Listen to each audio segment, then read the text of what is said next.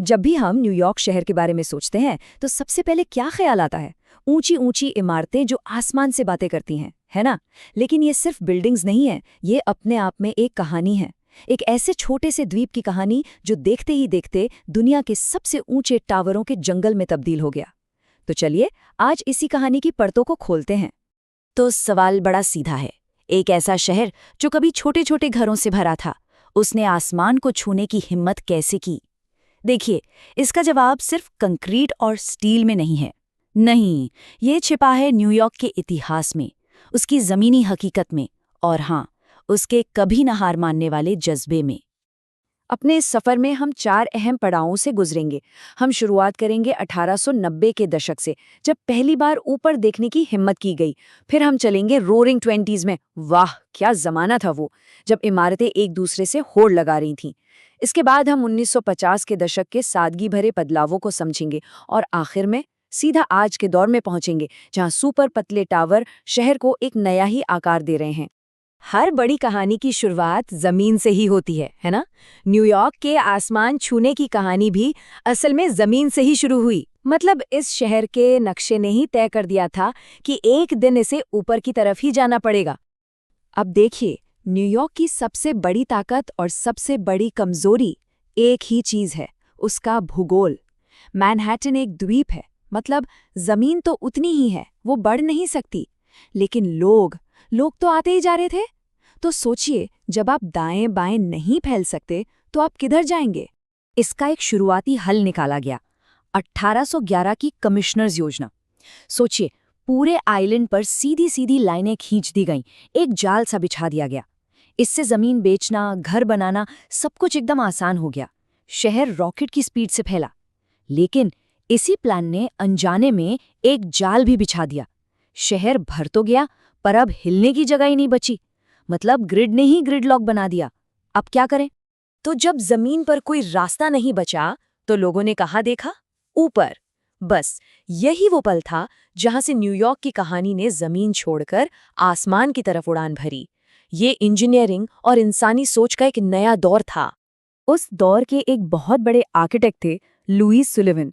उन्होंने एक बात कही जो एक तरह से मूल मंत्र बन गई, फॉर्म एवर फॉलोज फंक्शन। मतलब किसी चीज का डिजाइन उसकी जरूरत के हिसाब से होना चाहिए। अब बिल्डिंग्स सिर्फ सुंदर दिखने के लिए नहीं, बल्कि एक जरूरत पूरी करने के लिए बन रही थी। और जरूरत क्या थी? ऊपर जाना। अब ऊपर जाने के लिए चाहिए थी एक जादुई छड़ी, और वो छड़ी थी स्टील फ्रेम कंस्ट्रक्शन। देखिए, पहले क्या होता था, बिल्डिंग का सारा वजन उसकी मोटी मोटी दीवारों पर होता था, तो एक हद से ज्यादा ऊंचा जाना मुमकिन ही नहीं था। लेकिन स्टील फ्रेम ने तो खेल ही बदल दिया। इसने बिल्डिंग का सारा वजन एक अंदरूनी स्टील के कंकाल पर डाल दिया। अब दीवारें सिर्फ पर्दे का काम कर रही थी। बस इमारतें हल्की हो गई और आसमान की तरफ दौड़ पड़ी। तो एक प्रॉब्लम तो सॉल्व हो गई, बिल्डिंग्स ऊंची बन सकती थीं। लेकिन एक और बड़ी मुश्किल थी, इतनी ऊपर जाएगा कौन और कैसे? यहीं पर एंट्री होती है हमारे दूसरे हीरो की, एलिशा ओटिस और उनकी सेफ्टी एलिवेटर। ये सिर्फ एक लिफ्ट नहीं थी, ये एक भरोसा था, एक गारंटी कि अगर केबल टूट भी गई तो लिफ्ट गिरेगी नहीं। और इसी एक भरोसे ने ऊंची इमारतों को इंसानों के लिए मुमकिन बनाया। अब हम आ गए हैं 1920 के दशक में, रोअरिंग 20s। और इस दौर में स्काई स्क्रेपर्स सिर्फ इमारतें नहीं रह गए थे। नहीं, वो बन गए थे पावर, पैसा और ईगो का सिंबल। एक होड़ सी मच गई थी, कौन सबसे ऊंचा है। लेकिन इस रेस का एक साइड इफेक्ट भी था, एक ऐसा साइड इफेक्ट जो जमीन पर अंधेरा ला रहा था।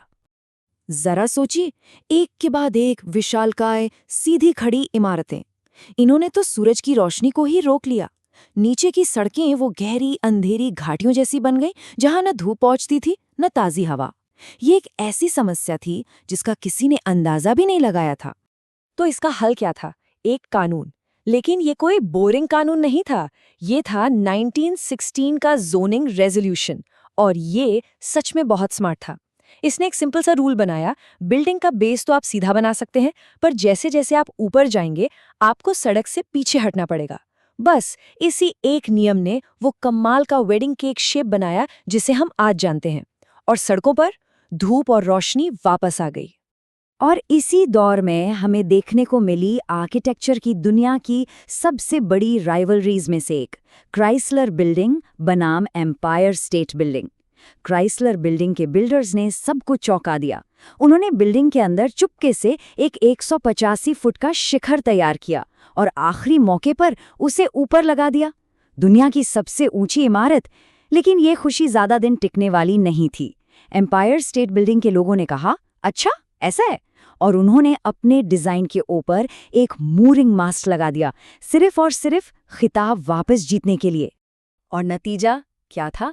1250 फीट, एक ऐसी ऊंचाई जिसकी कोई कल्पना भी नहीं कर सकता था। एम्पायर स्टेट बिल्डिंग ने न सिर्फ ये रेस जीती, बल्कि वो पूरे 40 साल तक दुनिया की सबसे ऊंची इमारत का ताज पहने रही। कमाल है ना? अब वर्ल्ड वॉर II के बाद दुनिया बदल गई और उसके साथ ही आर्किटेक्चर भी। वो पुरानी सजावट, वो भारी भरकम डिजाइन, सब पुराना हो गया। अब दौर था सादगी का, फंक्शन का, एक नए विजन का। इस नए दौर को एक लाइन में समझना हो तो वो है लेस इज मोर, कम ही ज्यादा है। ये कहा था आर्किटेक्ट मीस वैन डे रोह ने। मतलब असली खूबसूरती फालतू की सजावट में नहीं, बल्कि बिल्डिंग के सिंपल क्लीन डिजाइन और उसके काम में है। और इसी सोच से पैदा हुआ इंटरनेशनल स्टाइल। इसमें सब कुछ सिंपल था, कोई सजावट नहीं, सिर्फ स्टील और शीशा। ये इमारतें चमकदार ग्लास बॉक्स जैसी दिखती थीं, जो उस समय की मॉडर्न, एफिशिएंट कॉर्पोरेट दुनिया का एकदम सही सिंबल थीं। और इन्होंने मिड टाउन मैनहट्टन का पूरा लुक ही बदल कर रख दिया। तो चलिए अब सीधा जंप करते हैं आज के दौर में, 21वीं सदी, और न्यूयॉर्क का स्काईलाइन एक बार फिर बदल रहा है। आज की प्रॉब्लम्स नहीं हैं और उनके सॉल्यूशंस वो तो और भी ज्यादा हैरान करने वाले हैं। तो आज की प्रॉब्लम क्या है? अब सिर्फ सबसे ऊंचा बनना काफी नहीं है। आज की पहेली है, जमीन के छोटे से छोटे टुकड़े पर बिल्डिंग कैसे बनाएं, हर खिड़की से करोड़ों का व्यू कैसे बेचें, और दुनिया भर के अरबपतियों के लिए घर कैसे बनाएं, इसी भीड़ भरे आइलैंड पर। और इस पहेली का जवाब है पेंसिल टावर।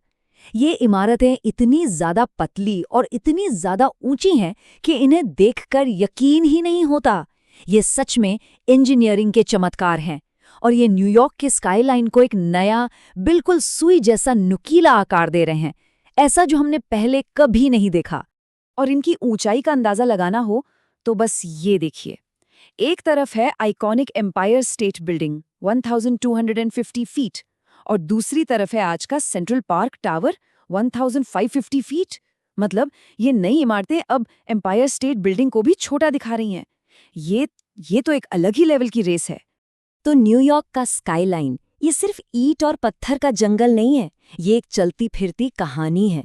हर इमारत एक प्रॉब्लम का सल्यूशन है, और ये देखकर एक सवाल मन में जरूर आता है कि आने वाला कल जो अगला स्काईलाइन बनेगा वो हमारी किस नई प्रॉब्लम का सल्यूशन होगा।